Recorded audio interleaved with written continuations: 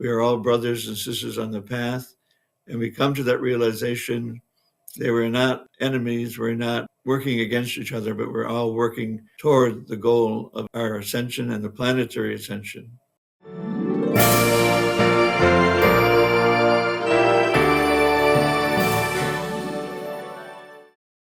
The Snail and the Eagle, a new Aesop fable. So the snail was crawling up a tree, and of course, eagles like to have nests in trees.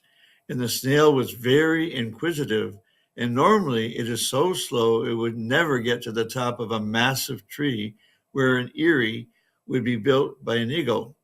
But this little snail was so adamant that it wanted to get the greatest perspective of life it could possibly get that it took like months and months and months for it to just gradually get up to the point where it could see out and found itself right in the center of the nest, the eyrie.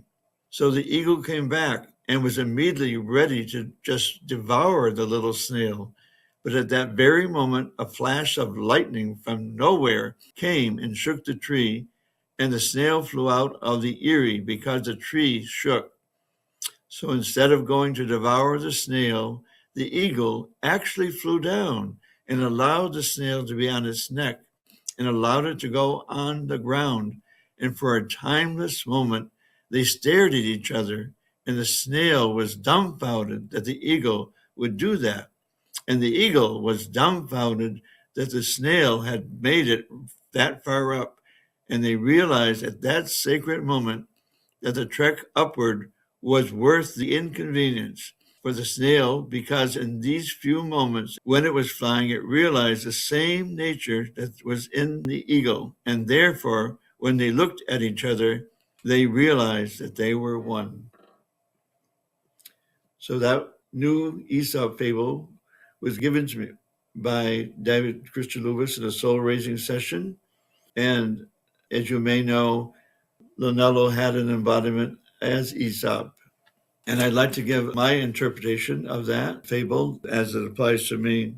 What I interpreted was that the trek upwards was inconvenient, but it's worth the inconvenience. And it might take, in this case, it was months and months, but it might take embodiments and embodiments and embodiments for us to reach that pinnacle where we realize who we truly are and become our true nature and identify with our true self. So that was the main realization for myself. And also the fact that we are all one, that the snail and the eagle are one, and all life is one. We are all brothers and sisters on the path. And we come to that realization they were not enemies, we're not working against each other, but we're all working toward the goal of our ascension and the planetary ascension. So that's my interpretation, my understanding of this little fable that Lonello gave in this soul raising session. A little background on Aesop. He was a Greek storyteller born in 620 BCE, and he died in 564 BCE at the age of approximately 56 years old. And it is believed he was executed at Delphi at the end of his life. Today, amazingly, is Lonello's Ascension Day, this 26th of the month. No, it's actually, he made his ascension on the 26th back in 1973, I believe it was.